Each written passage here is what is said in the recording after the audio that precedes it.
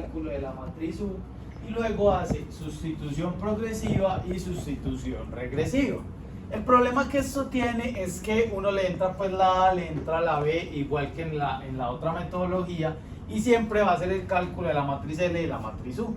Entonces hay que mirar cómo editarlo para que solamente haga el cálculo una vez y luego ya ahí sí me entregue, digamos, solo la matriz, las matrices necesarias para seguir haciendo sustitución regresiva y sustitución progresiva.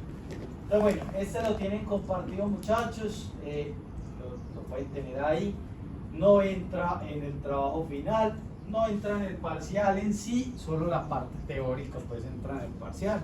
Entonces, digamos que lo pueden mejorar si ustedes quieren, pueden hacer modificacioncitas, pero en general no lo necesitamos tanto. Necesitamos la matriz A, el vector B, el tamaño de la matriz y el pivoteo. Por ahora no vamos a hacer pivoteo, ya vamos a ver pues qué problemas tenemos. Vamos a crear la matriz A. La matriz A voy a usar la del ejemplo. Empezaba con 4, 3 menos 2. Mirad. Vamos a usar aquí 4, 3 menos 2. Ahí está la matriz A, que es la del ejemplo. Y vamos a usar ahora el vector B, que también lo tengo por acá guardadito. El vector B del ejemplo 20, 18. 20, 18. Listo. Ahí está el vector B, ahí está la matriz A. Vamos ahora sí a correr el método de factorización LU. Si esa es la matriz A, muchachos, ¿cuánto vale la n aquí?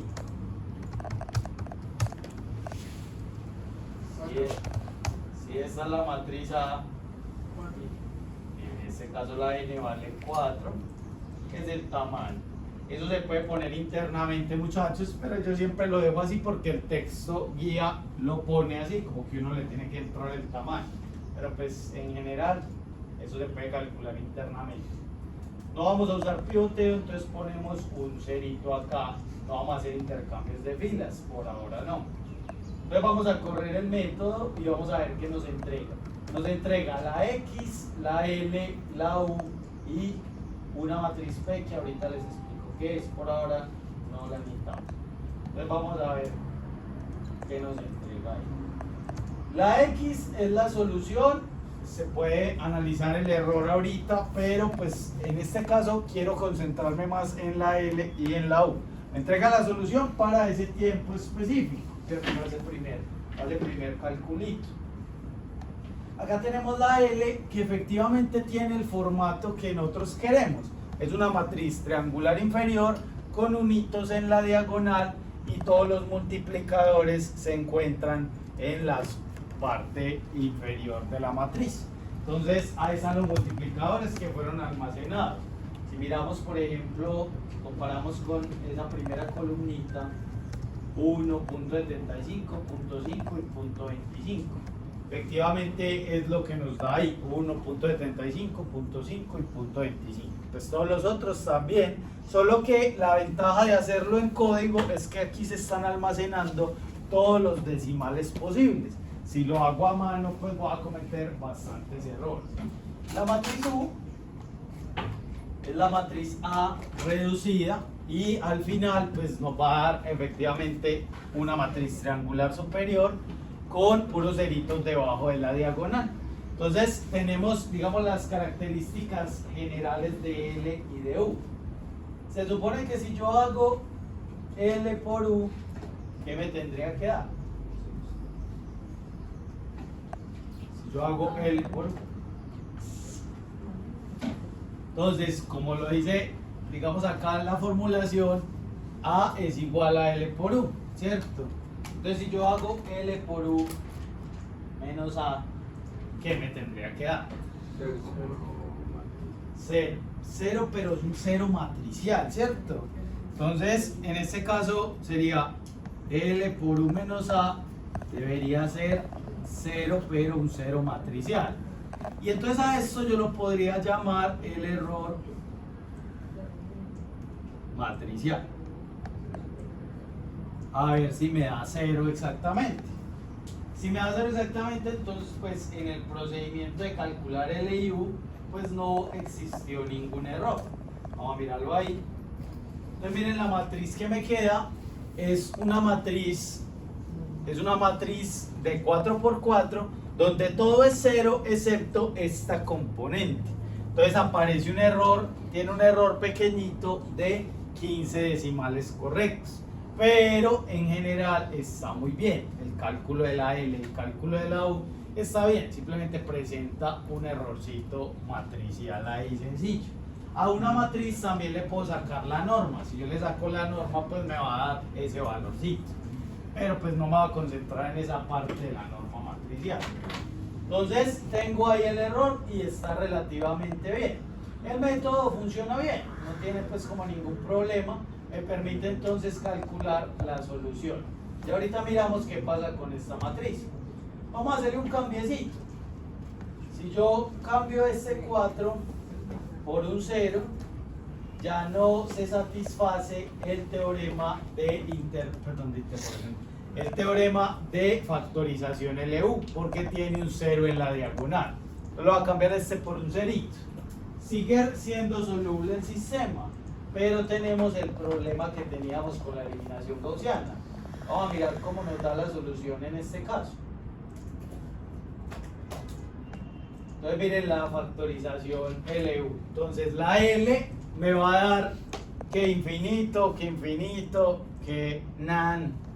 Todo me dio una mierda, pues, y es porque estoy haciendo una división por 0, ya que estoy usando el multiplicador como 1 sobre 0, bueno, como una división por 0.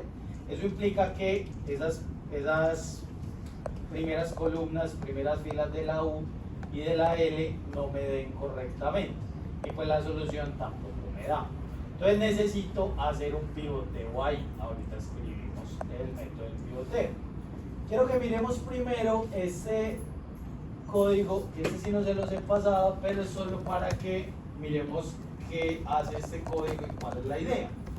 La idea de este código es muy simple. Básicamente voy a comparar la factorización LU contra la eliminación gaussiana. En principio voy a correr con factorización LU. Vamos a mirar. Aquí estoy corriendo la sustitución progresiva y la sustitución regresiva. Y le voy a medir el tiempo. Lo voy a correr durante un tiempo específico, en este caso 10 iteraciones, 10 veces, ¿cierto? Vamos a ver cuánto se demora en hacerlo 10 veces. Y luego vamos a correr lo mismo, pero con la eliminación gaussiana. En este caso también durante 10 veces. ¿Cuál es el único cambio que voy a hacer?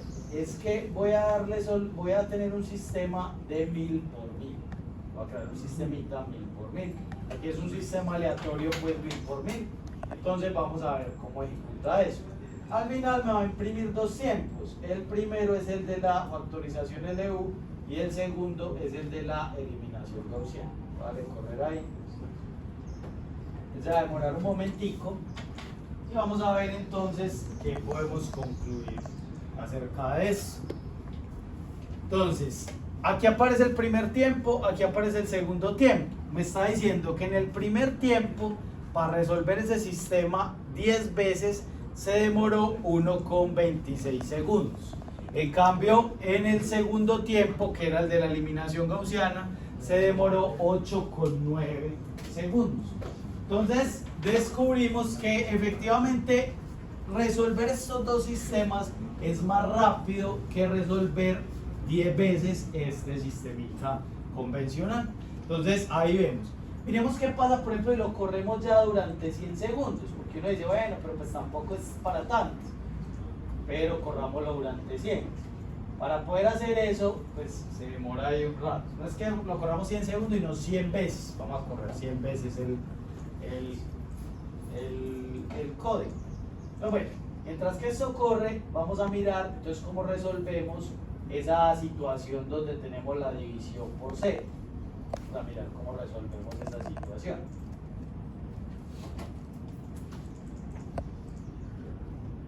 Entonces vamos a hablar ahora de qué podemos hacer cuando queremos hacer un pivoteo, cuando queremos intercambiar filas, ya que al calcular los multiplicadores se está generando un problemita ahí al calcular el LU.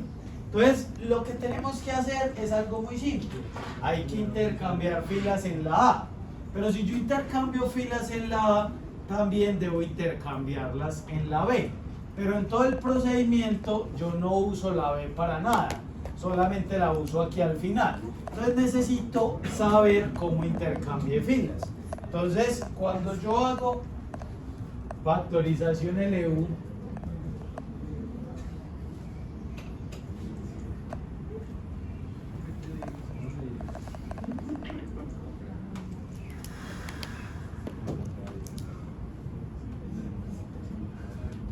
factorización LU con pivoteo, en este caso parcial, entonces se requiere una matriz de permutación P.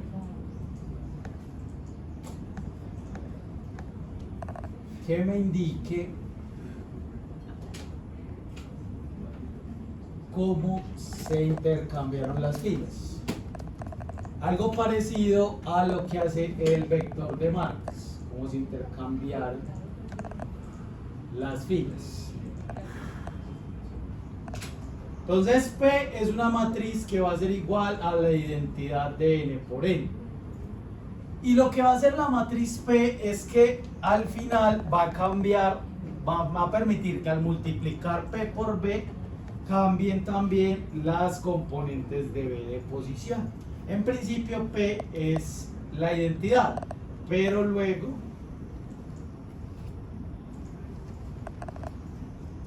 va a cambiar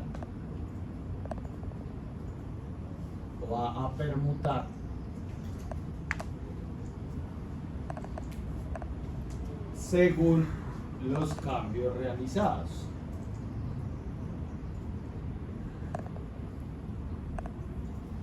Bueno, en esto, digamos, es el mismo método, pero ahora vamos a hacer intercambios de fila, como hacíamos en el pivoteo parcial. No en el total no se puede hacer acá porque necesitaríamos una hipermatriz que me diga cómo cambian las filas y cómo cambian las columnas. Miramos pues cómo sería eso. Vamos a tratar de mirar el ejemplo acá. En este caso lo que sí va a cambiar es la definición. La definición ahora va a ser que P por A va a ser igual a L por U. ¿Ves? P por A va a ser igual a L por U. Entonces eso es lo que yo necesito para poder verificar eso. Ya va a existir una nueva matriz que me va a decir cómo cambian, cómo permutan las filas de A. Y el P por A lo va a arreglar, digamos, según la característica principal de L y de U. Vamos a mirar el ejemplo, vamos a mirar cómo procede esto. Vamos a hacer el mismo, vamos a coger un sistemita parecido, este que tenemos acá, pero entonces miremos esto. En este caso arrancamos con una matriz P que es igual a la identidad y tenemos eso y le vamos a hacer eliminación gaussiana con pivoteo parcial. A ver, de la clase pasada, si vamos a hacer pivoteo parcial, ¿qué fila vamos a intercambiar con qué fila? Vamos a mirar ahí, ¿qué me dicen ustedes? Si vamos a hacer pivoteo parcial, en este caso, ¿qué fila vamos a intercambiar con qué fila? ¿Qué recuerdan ustedes, muchachos? Miren ahí las notas. La segunda con la primera. Pivoteo parcial. La primera con la tercera. La primera con la cuarta. Recuerden que lo que buscamos en el pivoteo parcial es llevar el elemento más grande de la fila, perdón, de la columna a la primera fila. Entonces el más grande en valor absoluto, este es el más grande que tenemos ahí lo vamos a intercambiar a la primera fila. Recuerden que el pivoteo parcial no es como el que vieron ustedes en álgebra. Acá lo que buscamos es que la división, el cálculo de los multiplicadores, sea lo más pequeñito posible. Es el parcial. El total es el que me estaba diciendo el compañero, y es que vamos a intercambiar la primera pero con la tercera columna, que en este caso es llevar este 14 acá. Pero vamos a hacer es el parcial, vamos a hacer el pivoteo parcial. Porque en el anterior el sencillo no se hizo. Porque era sin pivoteo, ¿cierto? Era la primera, digamos, la primera aproximación a hacer este método. Pero ahora, al incluir el pivoteo, nos toca incluir esta otra matriz. Y entonces necesito más operaciones. Lo que yo estoy buscando es reducir la cantidad de operaciones, pero revisar a ver si puedo aumentarle un poquito para que al menos no tenga el problema de la división por C. Si pones el pivoteo completo, yo busco coger el número más grande, pues no importa dónde esté. Exacto, el número más grande en la matriz A y ponerlo acá en la primera componente de la diagonal, o en la componente de la diagonal. Profe, Sí. ¿por qué el parcial es cambiar el 4 en la primera? Porque el parcial busca en la columna, busca el elemento más grande, llevarlo a la diagonal, ¿cierto? Entonces este es el elemento más grande en valor absoluto y lo llevo ahí a la diagonal. Listo. Bueno, muchachos, entonces vamos a hacerlo acá. Igual ahí está escrito, pues solamente les estoy preguntando como para ver cómo estamos en esto. Hay que pegarle una repasadita de todas formas. En las diapositivas pues lo pueden repasar. Entonces, muchachos, vamos a intercambiar primera fila con cuarta fila. Entonces se lleva la cuarta fila aquí a la primera fila y se calculan los multiplicadores. Miren que estos multiplicadores ya son muy pequeñitos comparados, por ejemplo, con los que obtuvimos ahorita, que eran un poquito más grandes. Ya estos siempre son menores que 1. Cosas importantes de esto: al calcular los multiplicadores y hacer la eliminación gaussiana convencional, entonces ya me quedan estas con ceritos. Pero ¿qué hay que hacer adicional? Como yo le estoy haciendo solo el pivoteo a la matriz A, yo no le estoy haciendo pivoteo al vector B. Yo no le estoy haciendo el pivoteo al vector B. O sea que las ecuaciones no están cambiando de posición, al menos para la B. Entonces yo necesito almacenar esa matriz de permutación que me va a decir cómo le va a hacer el cambio al vector B. Entonces la matriz de permutación cambia también. Cambia la primera fila con la cuarta fila. Entonces miren que hubo un cambio en la matriz identidad. Entonces en cada paso la matriz de permutación va a cambiar según los pivoteos que hagamos. Veamos en el siguiente paso, a ver si ya le cogimos el tiro. En el siguiente paso, si yo miro esta submatriz, ¿qué fila cambio con qué fila?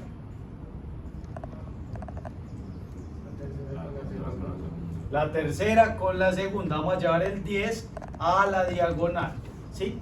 Recuerden que ya no se cambia la primera, porque la primera ya quedó así. Y vamos a llevar el 10 a la diagonal. Entonces, efectivamente, se intercambia la tercera con la segunda y se hace la eliminación gaussiana convencional. ¿Cuál es la cosa? La matriz de permutación también cambió la tercera con la segunda. Ahí nos quedó el cambio específico. Entonces, en la última etapa, ¿qué cambio tengo que hacer?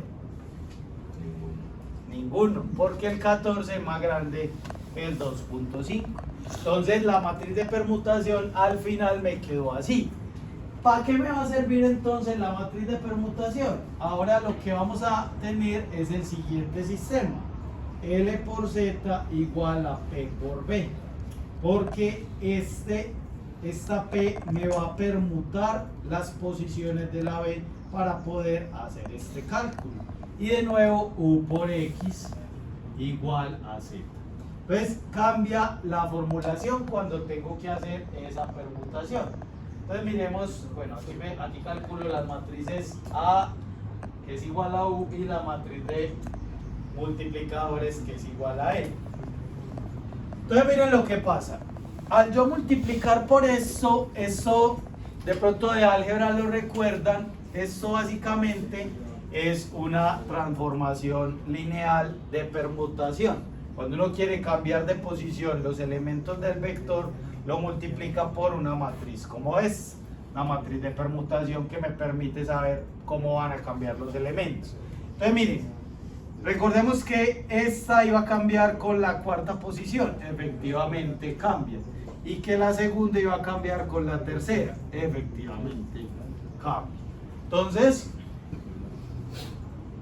ahora sí ya tengo los elementos organizados y al final voy a encontrar la solución X con los elementos organizados. Aquí no hay ningún problema, no hay que hacer ninguna organización, no hay que revisar el vector de marcas como mirábamos en el pivoteo total. Pero pues acá me salen los elementos de una vez en orden. Vamos a mirar esto a nivel de código. Vamos a volver a correr este de la factorización LU, creemos de nuevo la A, esta con el cerito en la diagonal y creemos de nuevo la B. Y vamos a correr otra vez este con un tamaño 4 y con pivoteo 1, porque ya ahora sí la vamos a poner a pivotear. Y entonces vamos a ver qué nos sale. Entonces miren, ya no nos salió lo de ahorita, que era que la U era que puro infinito, puro nan, y ahora sí nos salió un valorcito. Ventajas interesantes, la L ya nos va a dar puros elementos menores que 1, es una matriz de elementos muy pequeñitos. La U pues sí va a ir cambiando, pero en cada paso va a quedar los elementos más grandes en la diagonal. Si yo hago L por U menos A, ¿qué me tiene que dar? 0.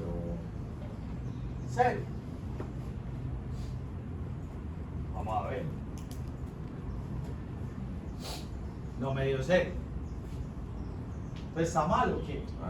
Porque hay que multiplicar por P. Exactamente. La A tuvo cambios, ¿cierto? Por lo tanto la L y la U son para la matriz con los cambios de filas. En realidad yo tengo que hacer es P por A menos L por U. Esto sí me va a dar 0. Vamos a hacerlo ahí. Entonces L por U menos P por A.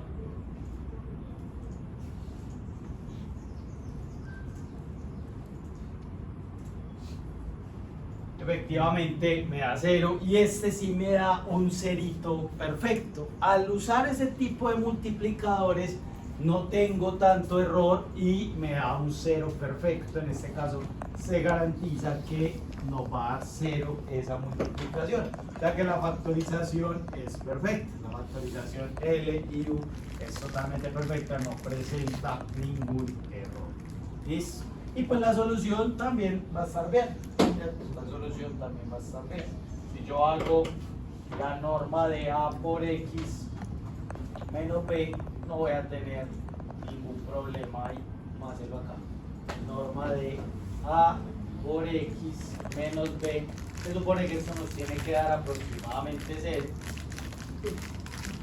Nos da punto 14 por 10 a la menos 12 menos 1, ¿cierto? Entonces tengo 13 decimales correctos, ¿cierto? Eso es lo que tengo acá en este caso. Entonces, esta vez la solución nos da una buena solución con poquito error y la cantidad de operaciones es mucho menor. Ahorita se me olvidó mostrarles cuánto dio cuando lo corrí con 100. Se demoró, miren el cambio aquí tan drástico, acá sí es muy drástico el cambio, porque miren, lo corrí con 100 iteraciones y se demoró 1.6 segundos en hacer la factorización LU, pero el tiempo total de la eliminación gaussiana 88 segundos, o sea 80 veces menos se demoró hacer la factorización LU. Es un método muy teso cuando yo tengo sistemas grandes que varían en el tiempo, ¿cierto? Eso le conoce como sistemas dinámicos. Incluso, pues, digamos, hay un curso completico donde uno estudia los sistemas dinámicos, ¿cierto? Matemáticas de pronto ven un poquito de eso. Pero entonces vemos que hay métodos que pueden ser muy útiles cuando necesito resolver esos sistemas en cada paso específicamente. Si cambia la matriz A en un sistema dinámico, el problema que tenemos es que no solo cambia el vector B, sino que también cambia la matriz A. Si yo cambio la matriz A, ahí sí no me sirve para nada porque no puedo calcular la L y la U en cada paso. Entonces tiene que ser que la matriz A se mantenga. ¿Listo? Entonces, con eso terminamos este temita de la factorización LU. Solo les voy a dejar una tareita que no entra en el parcial. Esto es para el siguiente quiz, pero sobre todo para que le peguen una miradita.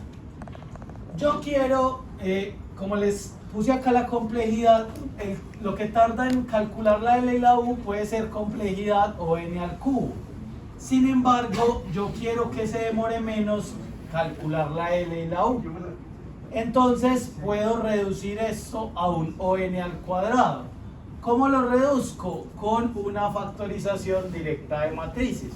Hay tres señores que descubrieron una forma diferente de factorizar la A, N, L y U. Entonces, tienen tres métodos un poquito diferentes. Básicamente yo quiero una matriz triangular inferior, una matriz triangular superior. Esta factorización no es única, muchachos, y como no es única, entonces estos señores, Doolittle, Kraut, Cholesky, inventaron métodos de factorización que no fueran únicos. En este caso, entonces, la tarea va a ser estudiar esos tres métodos: el método de Doolittle, el método de Kraut y el método de Cholesky. ¿Listo? Esta es una tareita, son tres rusos los señores, si no estoy mal. Y pues el método está aquí descrito en las diapositivas. Hay un videito también en interactiva para que lo estudien. Eso solo entra en el quiz siguiente, no entra en el parcial, no entra en el trabajo final, entra en el quiz siguiente, que es por allá como dentro de 20 días, 15 días, no, todavía falta, ¿cierto? Sí, dentro de 20 días más o menos. Entonces, simplemente para que la hagan después, pero pues para que lo tengan ahí, que es un método, son dos métodos que no doy acá en clase, pero que la idea es que le peguen una repasadita. Lo que hacen es reducir aún más la cantidad de operaciones. Con eso terminamos entonces esta parte de la factorización LU, y ahora sí vamos a resolver el parcial del semestre pasado.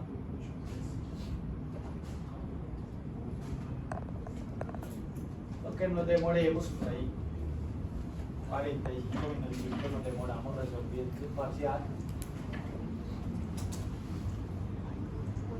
Bueno, ustedes lo tienen ya ahí, muchachos. Tienen el parcial del semestre pasado, que es este, tienen el parcial del año pasado, ¿cierto? De hace un año, que sería este, para que le peguen una miradita, vuelvan y háganlo, no se queden solo con lo que yo hice acá, sino que resuelvan ustedes también, sobre todo el de hace un año, que este no lo vamos a resolver, pero para que ustedes también lo vean ahí.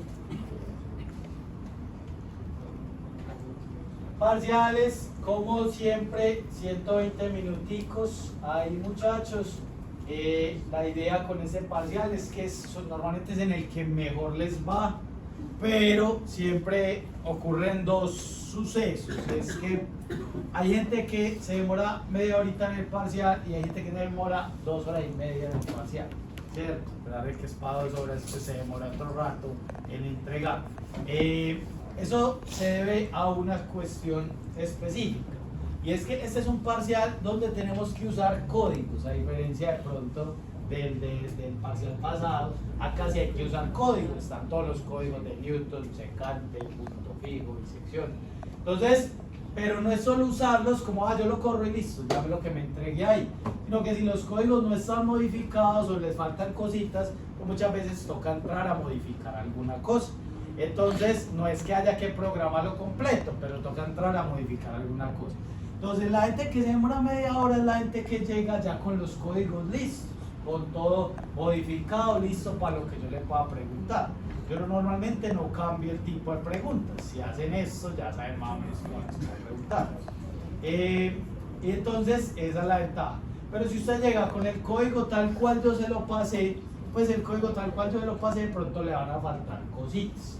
Entonces, no es que le vaya a dar mal a la solución, solo que le va a tocar a usted remar un poquito más.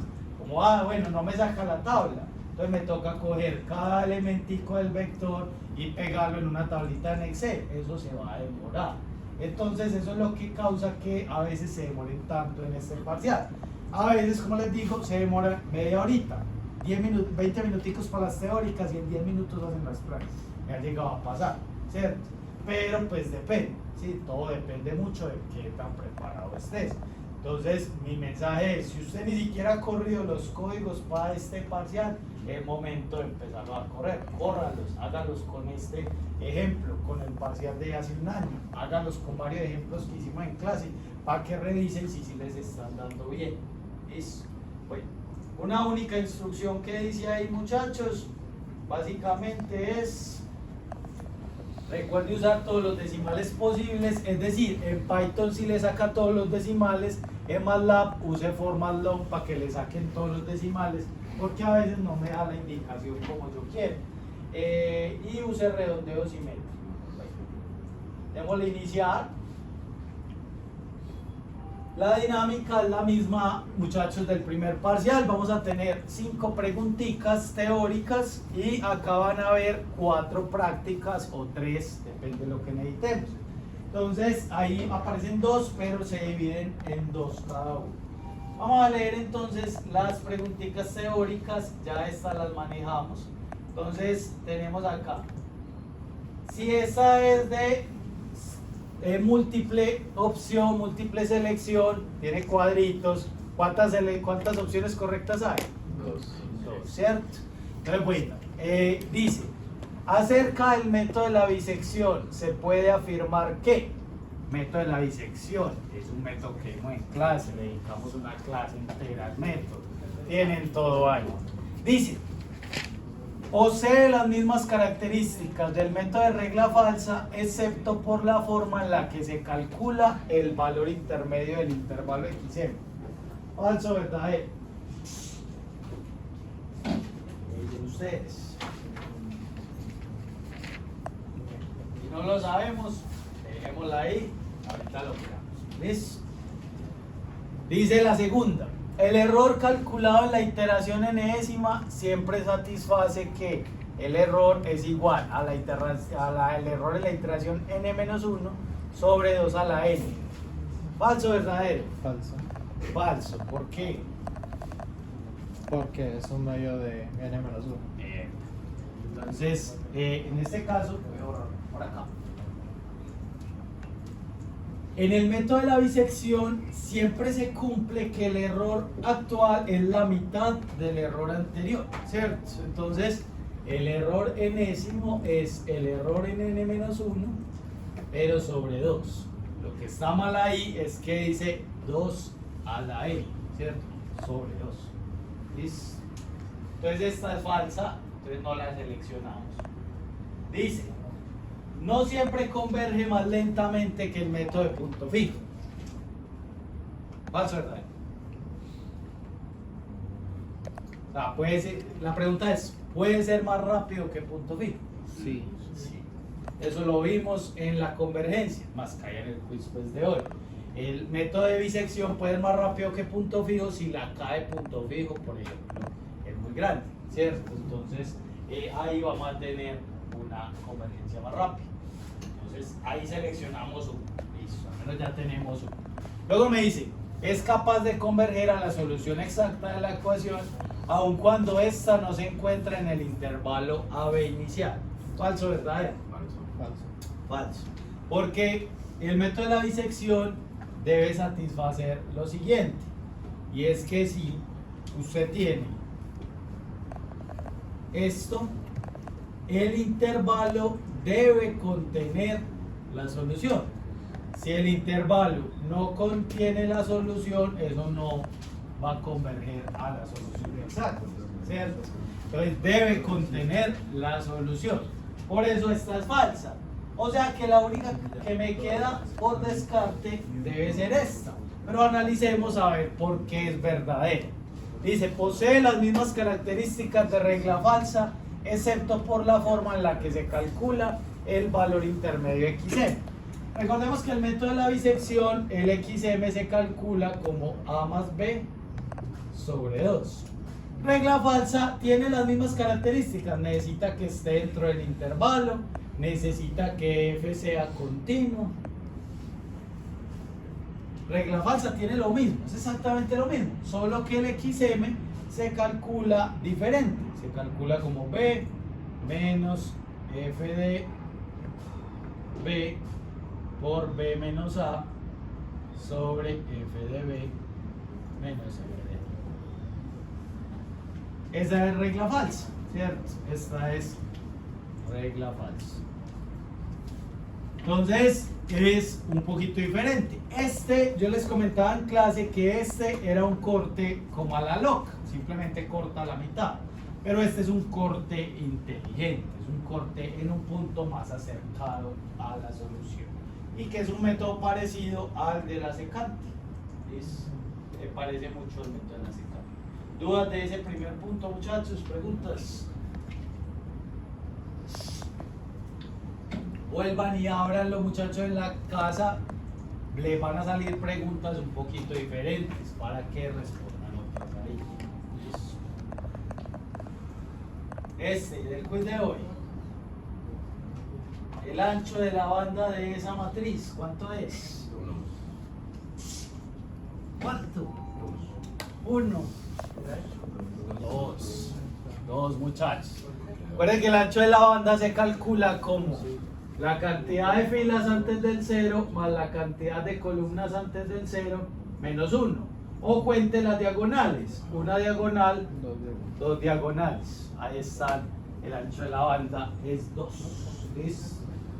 Entonces el quiz de hoy, pues, casi siempre, muchachos, pongo una de alguno de los quizzes, sea el de hace 15 días o el de hoy. ¿Listo? Entonces pongo alguna ahí parecida. De pronto a ustedes en el quiz no les salió esta, pero algunos de los compañeros sí. ¿Listo? Bueno, ancho de la banda, está la formulita, la vimos la clase pasada, guárdenla ahí, sus formulitas.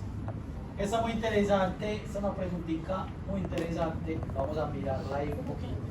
Tenemos esa grafiquita y nos dice lo siguiente, dice, si la gráfica anterior representa a la derivada de f de x, esta es la derivada, y se sabe que f en menos 0.5 es 0, f en 0.5 es 0, f en 2 es 0. Me preguntan cuántas raíces múltiples tiene f de x. ¿Cuántas raíces múltiples tiene f de x? Sabemos que tiene 3 raíces, véalas aquí. Estas son las raíces. Pero me preguntan cuántas de esas son múltiples. Las 3, 2, 1, ninguna. ¿Cuántas son múltiples? 0.5 y 2. Entonces, la respuesta es 3. 3 raíces múltiples. ¿Por qué? Porque tengo 3 raíces. ¿Y qué dice el teorema de raíces múltiples? Que si la derivada también es 0 en esas 3 raíces, entonces son raíces múltiples. Entonces, miren, f menos 0.5 es 0 y la derivada también es 0. F en 0.5 es 0 y la derivada también es 0. F en 2 es 0 y la derivada también es 0. Ahora bien, si lo analizamos en términos de multiplicidad, la segunda derivada aquí, ¿qué va a pasar? La segunda derivada ya no va a ser 0. Aquí la segunda derivada no es 0. Ahí se ve que esto crece. Entonces, la multiplicidad de esta es 2. La multiplicidad de esa es 2. La de las siguientes, la segunda derivada sí va a ser 0. Entonces la multiplicidad de esa puede ser 3 o puede ser 4 o puede ser 5, ya de ahí para arriba. Pero sabemos que la de esta va a ser 2. Pero lo importante es que no nos están preguntando por la multiplicidad, solo nos están preguntando cuántas raíces múltiples se tienen. Y efectivamente son 3 raíces múltiples, ¿cierto? ¿Dudas de ese muchacho? Preguntas. No es de pena preguntar, si necesitan que lo vuelva y lo explique, lo vuelva y lo explique. ¿Sí? ¿Estamos claros ahí? Yo tengo una función que tiene 2 raíces. Si yo la derivo, me tendrá que dar también 2 puntos. Yo tengo una función con 2 raíces. Si yo la derivo y por ejemplo en la gráfica, por ejemplo, supongamos esta misma, con las 3, bueno, con las 2, supongamos que esta no es raíz, ¿cierto? Entonces que la de 2 no es raíz.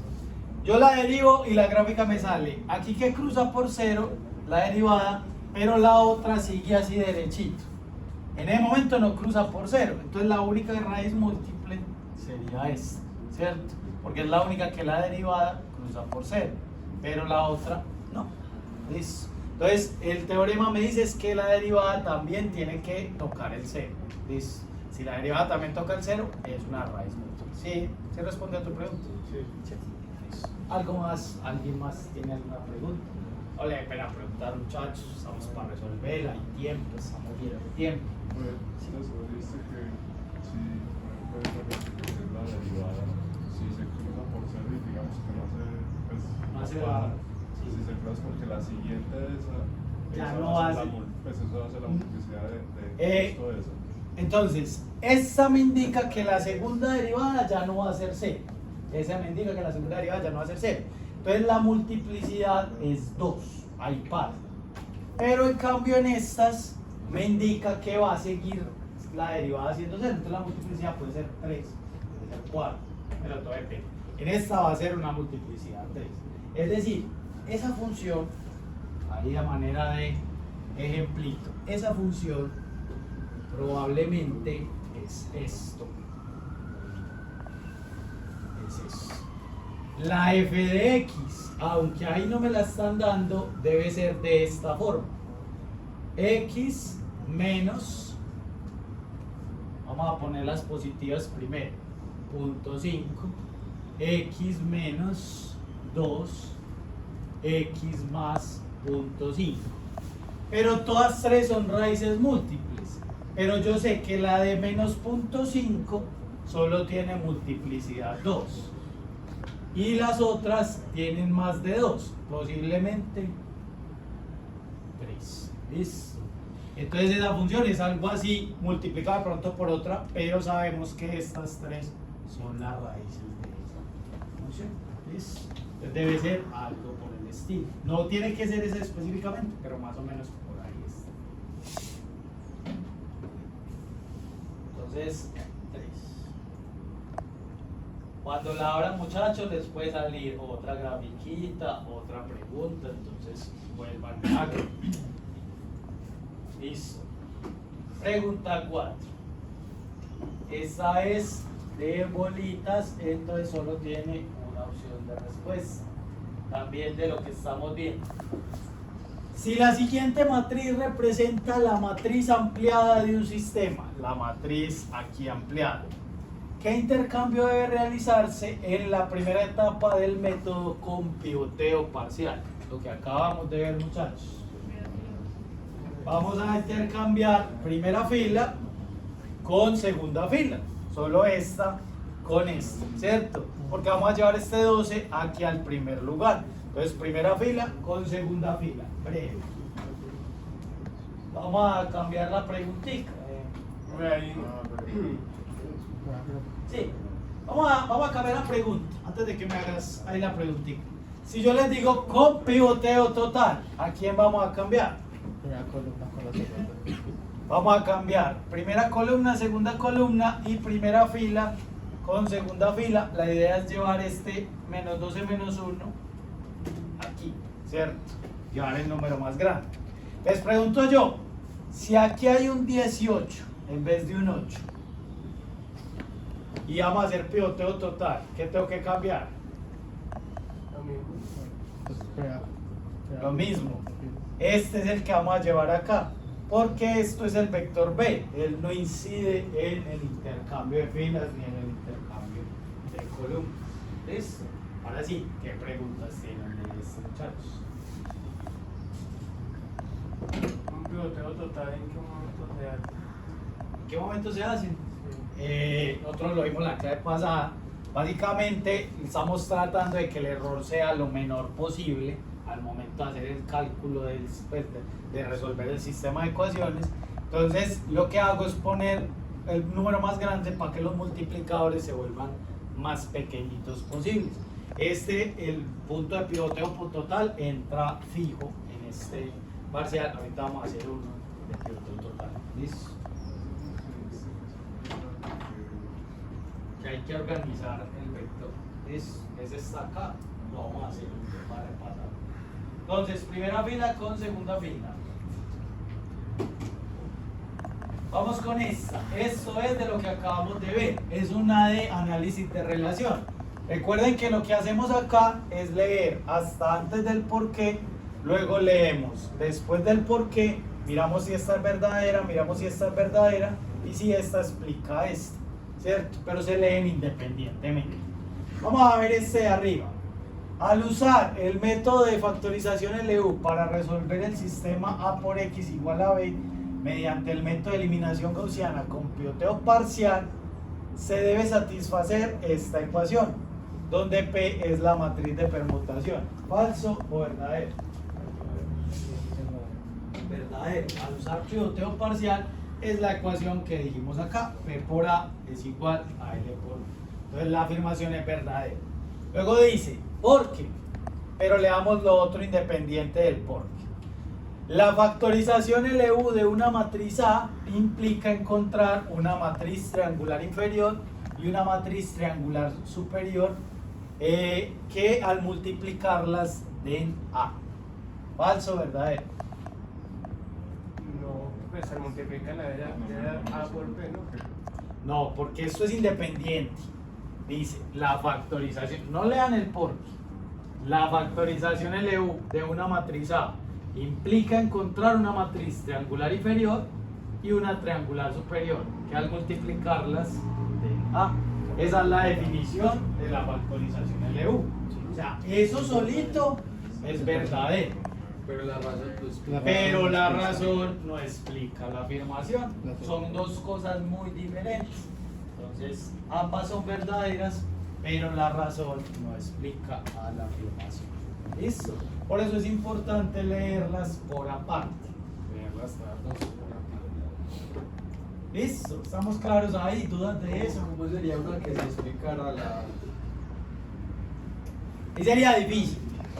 Tendríamos que decir, la factorización LU con pivoteo parcial implica encontrar una matriz triangular inferior, una matriz triangular superior, que al multiplicarlas den P por A, donde P es la matriz de permutación, ¿cierto? O sea, habría que ponerle ahí pivoteo parcial, P por A, ¿cierto? Y ahí sí sería una explicación para la parte de arriba. Listo. Ya como reescribir la parte de arriba en palabras, una forma de escribir, ¿cierto? Listo. Con eso, ahí terminamos la parte teórica. Entonces acá pilas con esta. Todavía no tenemos un ganador, pero en cualquier momento del semestre lo podemos tener. Entonces le damos página siguiente, ¿cierto? Damos página siguiente y ahí ya no nos va a dejar con Luis. Ya sabemos que nuestras preguntas, nuestras respuestas están correctas, entonces le decimos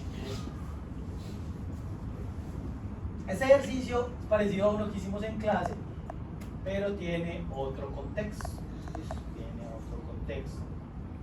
Vamos a pegarle una miradita. Son 2 puntos acá y luego otros 2 acá para que cada uno sea su procedimiento o sea su turno solo. No hay ningún problema.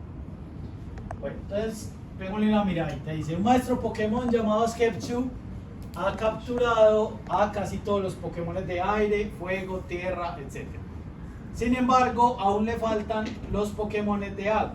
Así que decide aprovechar el partido de la selección Colombia contra Argentina y viajar a Barranquilla a capturar algunos de estos. En ese momento, muchachos, era el partido contra Argentina en Barranquilla, ¿cierto? Cuando se dispone a partir montado en su Charizard, su amiga la costeña Missy le informa que hay unos vendavales, la hijueputa por allá, y que es mejor seguir una trayectoria específica para no morir. A ver, en esa época, muchachos, pues bueno, estaba lo del partido, pero habían unos vendavales muy bravos precisamente en Barranquilla, ¿cierto? Entonces, pues bueno, estaba como tenso el asunto. Pero bueno, cosas típicas que pasan en Barranquilla. Dice, entonces, ella le dice que tiene que seguir una trayectoria específica. A ver, cuando más se montan un Charizard lo que hace es que vuela y al volar pues sigue una trayectoria. Esa trayectoria, ¿por qué está dada? Entonces le dice que la trayectoria está dada por la solución de la siguiente ecuación que entrega el método de Newton en cada iteración. Esa parte es la más importante a leer acá en el parcial. Y es que la trayectoria es la solución del método de Newton. Recordemos que el método de Newton lo que nos entrega es una y, una xy, una f de xy y un error. Entonces, según lo que nos está diciendo eso, nos está diciendo que la trayectoria está por la solución a la siguiente ecuación del método de Newton en cada iteración. La ecuación es esta que tenemos aquí abajo, donde t es una función de temperatura contra la altura. A medida que yo me muevo a ciertas alturas, obtengo ciertas temperaturas. Entonces, cuando nos dicen la trayectoria, terminamos de leer esta partecita. Mister le dice que debe llevar la temperatura exactamente al valor del último dígito de su cédula. Dice la suya, no la de Ash, ¿cierto? Que no falta la hueva que pregunte que dónde me saco la cédula de Ash, ¿cierto? Para sobrevivir. Entonces, miremoslo acá. En este caso, el método de Newton me va a entregar una cantidad de valores. La trayectoria que va a recorrer Ash está dada por cada uno de estos valorcitos que va a salir acá, porque estos son los valores de altura. Listo. Lo complejo es saber qué es f de x, ¿cierto? Lo complejo es saber qué es f de x. Entonces vamos a leer acá qué es lo que nos pide. Dice: encuentre la trayectoria que realiza Ash para llevar la temperatura a este valor, o sea, el que le indicó Misty, si se sabe que Ash parte desde una altura de 0.623 kilómetros sobre el nivel del mar. Ejecute el método de Newton con una tolerancia de 6 cifras significativas, entregue la tabla con los resultados y dé una respuesta a la trayectoria altura, temperatura, que debe seguir el Salsas, o sea, el que dicho. Listo. Entonces vamos a mirar acá cómo es la cosa. Recordemos qué es lo que hace el método de Newton. Recordemos qué es lo que hace el método de Newton. El método de Newton, yo le tengo que entregar varias cositas. La función de Newton yo le entrego la x inicial, la f de x, la tolerancia, la derivada, pero internamente la puede calcular, y el número de iteraciones. Bueno, entonces yo lo único que tengo que hacer es ejecutar ese método de Newton con esas características que le voy a entregar. Mi pregunta, antes de cualquier otra, es ¿quién es f de x? ¿Quién es f de x, muchachos? TDH. Sí. Vamos a escribir. Entonces sería menos e a la menos x más x por menos 1 más x. Estoy cambiando la h por x. Menos x a la 2 tercios. Pero sí es eso. Mire lo que le dice Misty. Misty le dice que debe llevar exactamente al último dígito de su cédula la temperatura. O sea que yo tengo el último dígito igualado a ese. Recordemos que el método de Newton Newton resuelve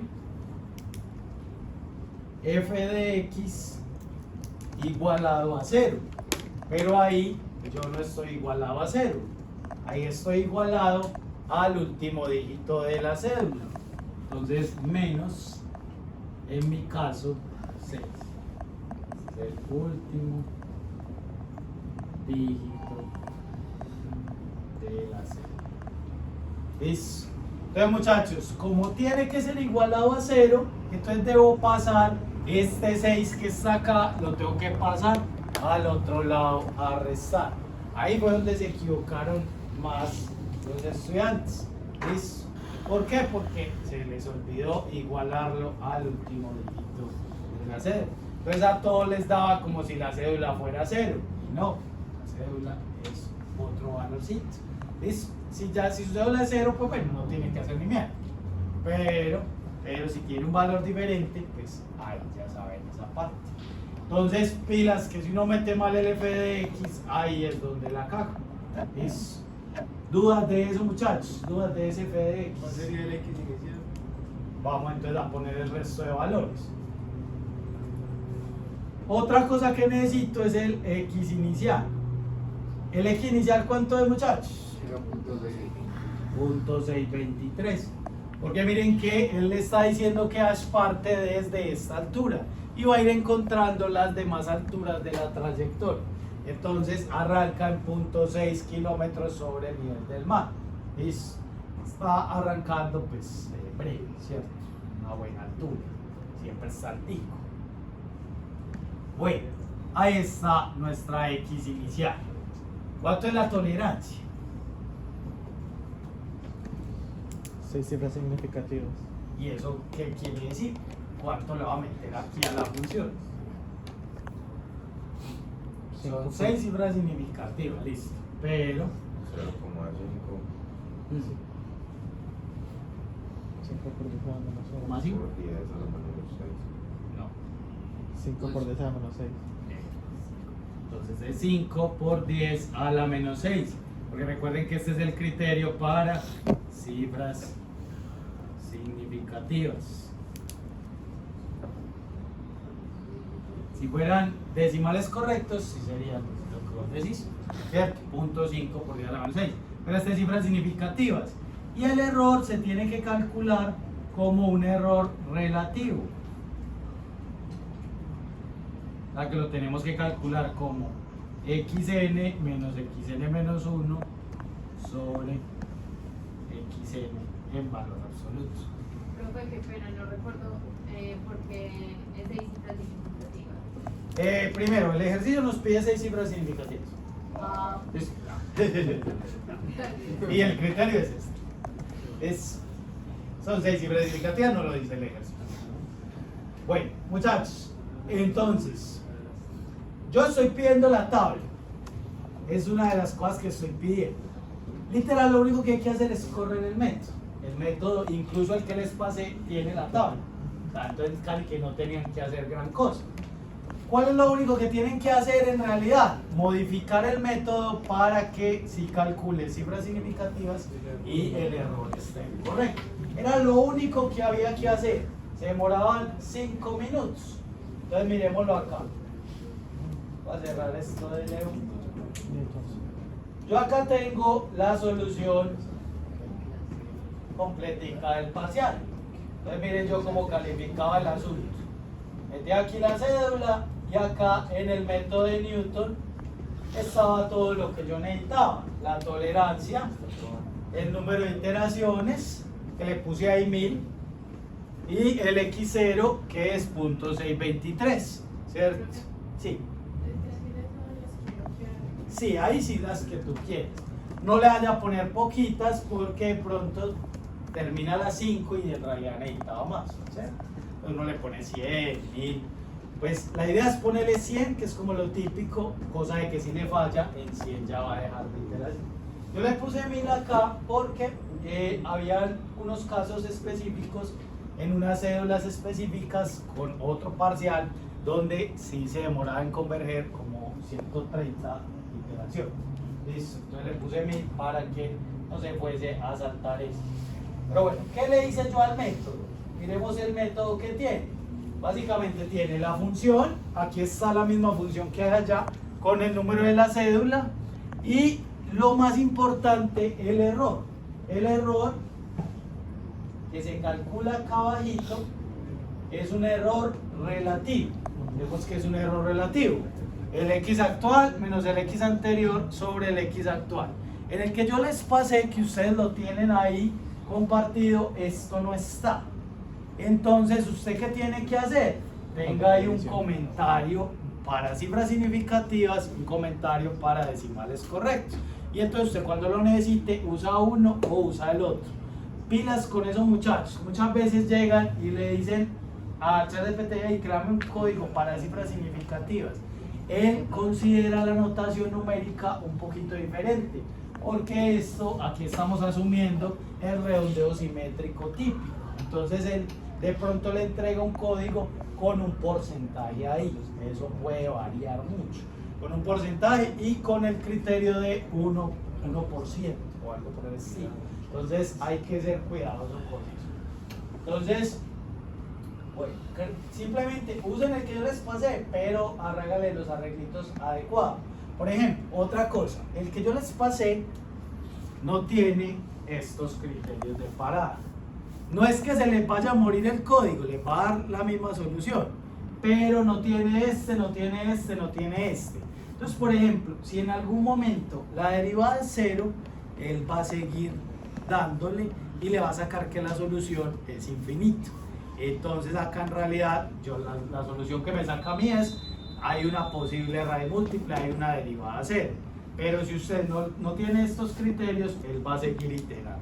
Listo, entonces pilas con eso. Hay que hacerle ese par de arreglitos, ¿sí? Para que no le vaya a olvidar. Vuelve y juega. El parcial no está diseñado para que caiga en eso. ¿Listo? Pero por ejemplo, el trabajo final sí. El trabajo final yo les corro algo donde la derivada sea 0 y miro a ver si les paro o si no les paro. ¿Listo? Para que lo tengan ahí presente. Bueno. Pero qué pena, puedes subir un momentico a los A los inputs. Aquí no los tengo. Simplemente tengo este que es el de la cédula, ¿sí? Es el único cambio que era para poderlo calificar, y ya la función es esta. Es lo único. Bueno muchachos, entonces lo voy a correr hasta acá simplemente para que miremos la solución aquí. Vamos a correrlo hasta acá nomás.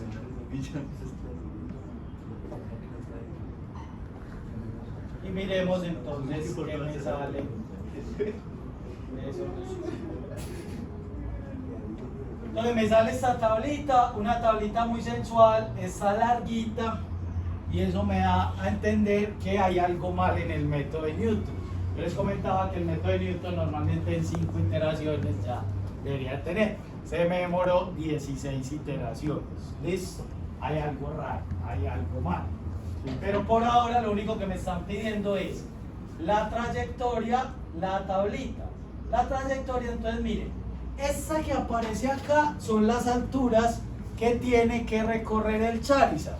Solo miremos las primeras para que entendamos qué hay de raro en el asunto. Él arranca a 0.6 kilómetros sobre el nivel del mar, una altura convencional como la de, puede ser por Río Negro, 0.6 kilómetros sobre el nivel del mar. Ahí está, listo. Y luego sube hasta 4.258 kilómetros sobre el nivel del mar. Y puta se fue por fuera del planeta, se pegó mera subida. Luego empezó a bajar, como algo no rea, me salí. Y empieza ya a otras alturitas. Al final llega pues a Barranquilla a 3.4. Bueno, esa no es la altura de Barranquilla, pues, ahí está. Listo. Esa es la H. Entonces esta que tengo aquí es la H. La que tengo en la segunda columna no es la temperatura, es la temperatura más 6. La temperatura más 6. Entonces, la temperatura y hay que sumarle 6. Entonces, menos 6, temperatura menos 6.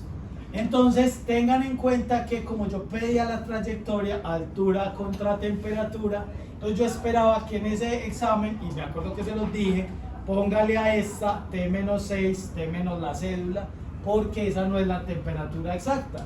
La temperatura está desfasada ya que yo lo estoy llevando a 6 grados Celsius en este caso.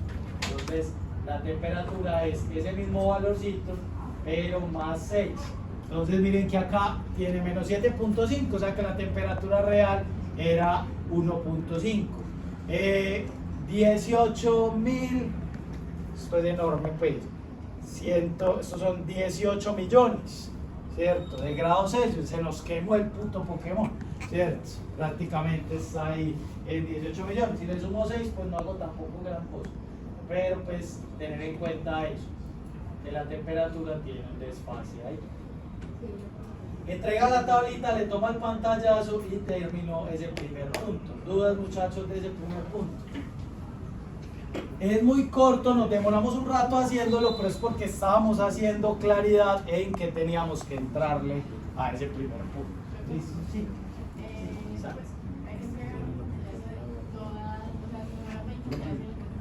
En este caso, me acuerdo pues que me dieron, profe, ¿cuántas? Yo ponía acá una tabla con los resultados. Hay algunos que les da más cortico, pero desde que a mí me tomen las últimas, yo quedo tranquilo, porque yo reviso casi siempre las últimas 3. Ahí es donde me doy cuenta si lo veo igual o si no. Aquí, muchachos, la revisión sí es un poco ortodoxa, y es que yo llego, miro la tabla, corro el mío con su cédula, miro, bien. Normalmente fallan en este. ¿Por qué fallan? Porque este error que está calculando acá es relativo. Y entonces ahí me doy cuenta de que lo hicieron con el error absoluto. Entonces, pilas con eso. Ahí es donde normalmente falla. Entonces, ¿qué les doy? Les doy 3/4 de la nota. Si está malo también la segunda columna, les doy 2/4 de la nota. ¿Cierto? Entonces, para que... Sí. Ya está con el error relativo. No, con el absoluto. Con el absoluto. Yo les di esa con el absoluto.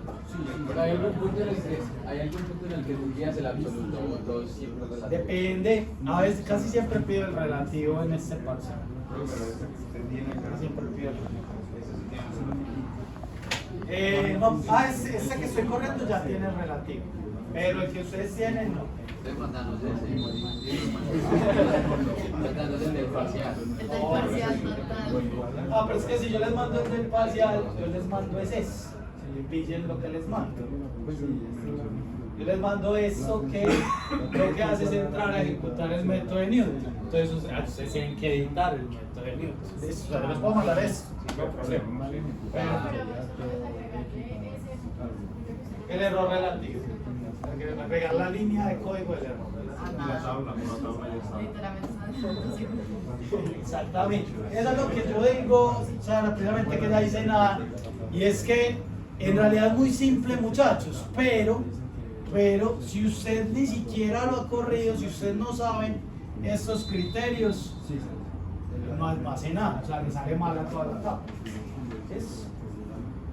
Vamos a mirar el siguiente ejercicio. Este valía punto 5. Yo les he dicho que siempre hay un ejercicio de análisis. Nos dice, al parecer en la trayectoria Ash descubre que le va a tocar salir de la atmósfera terrestre, lo que notamos ahorita. Una altura muy grande en una de las iteraciones del método. Y decide contactar al profesor O. Porque paila, se le va a morir el Charizard. Si sale de la atmósfera terrestre, pues el marica no puede respirar, no puede generar fuego. Explique a Ash y al profesor con sus conocimientos del método a qué se debe este comportamiento en la trayectoria. No le estoy pidiendo que corra nada, no le estoy pidiendo que haga ningún cálculo, solo estoy diciendo que me explique por qué putas se salió de la atmósfera terrestre. ¿Listo? Según los conocimientos del código. Si estamos corriendo el método de Newton, ¿qué putas falló? Yo les decía que el método de Newton siempre falla en algo. ¿A qué se puede ver?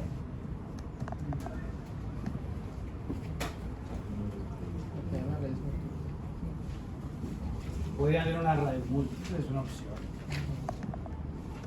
¿Cómo es el método de Newton? Es el xn es igual al xn menos 1 menos f de xn menos 1 sobre f' de xn menos 1. Eso es el método de Newton.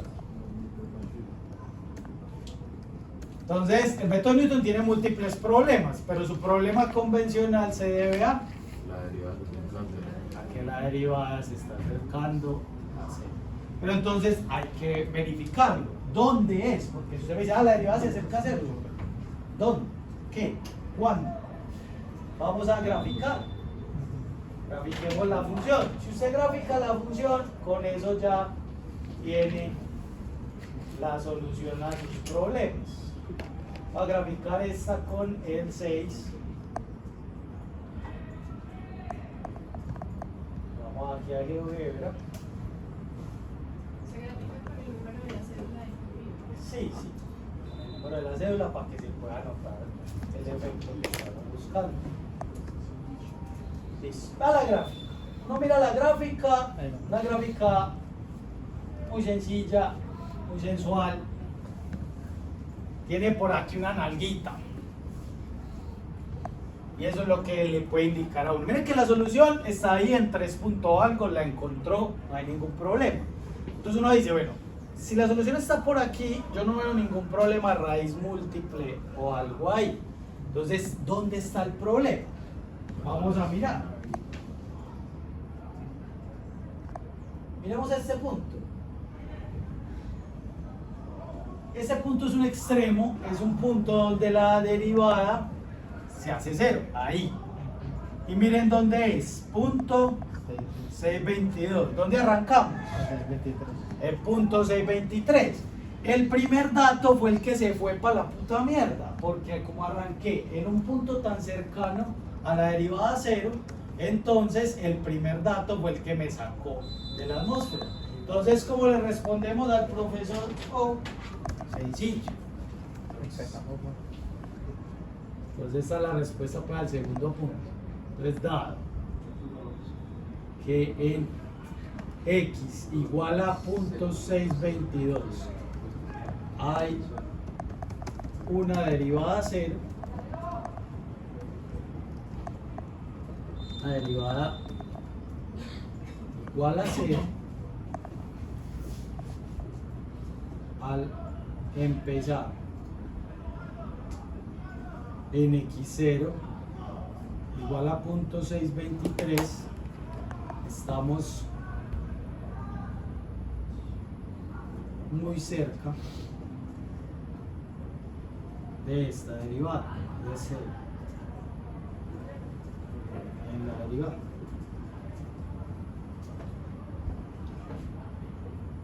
Lo que afecta la convergencia del método.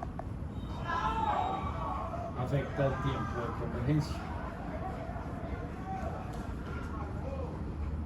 Aquí pues lo estoy diciendo con mucho detalle de convergencia. Y básicamente pues eso es lo que pasa. Puede uno pegar la grafiquita si quiere y eso aporta en la explicación. Pero normalmente en este es donde más se quedan pensando, donde más le buscan problemas al asunto. ¿Listo? Entonces, miren que igual el semestre pasado pregunté por Newton, pero yo tengo muchos métodos que puedo preguntar. Es posible que este semestre pregunte por punto fijo, es posible que pregunte por raíces múltiples. Tengo que mirar, a ver, no lo he diseñado. Este fin de semana lo diseño y como siempre les mando un mensajito diciéndoles que me va a caer. ¿Listo? Pero obviamente tienen que estudiar todos los métodos para estar preparados. Listo, preguntas de ese segundo ejercicio. ¿Me podría explicarlo de nuevo? Sí, claro. Recordemos un poquito cómo trabaja el método de Newton.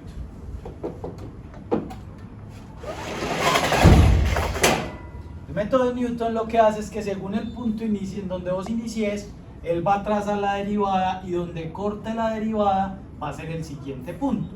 Si yo inicio por aquí, supongamos que yo inicio por acá. Cuando yo inicio por aquí, aquí estoy en el punto y voy a trabajar con esta derivada. Entonces el siguiente punto va a estar aquí muy pegadito de la solución. Pero cuando yo inicio por aquí, en este x0, estoy muy cerquita a donde la derivada es 0. Entonces, si yo trazo la derivada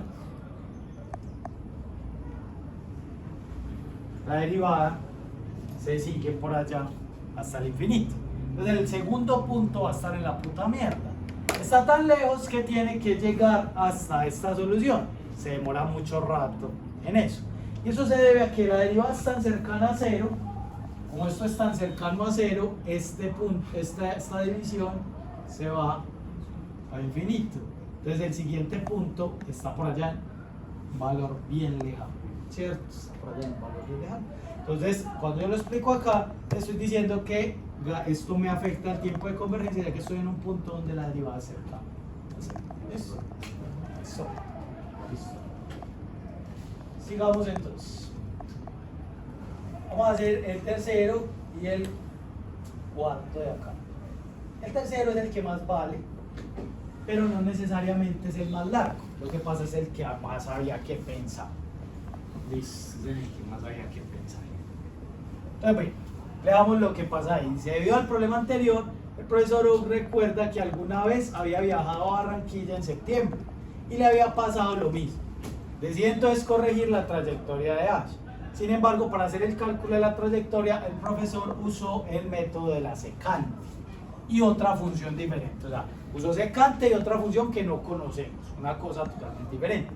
Cuando encontró la tabla del método, descubrió que le faltaban algunos datos.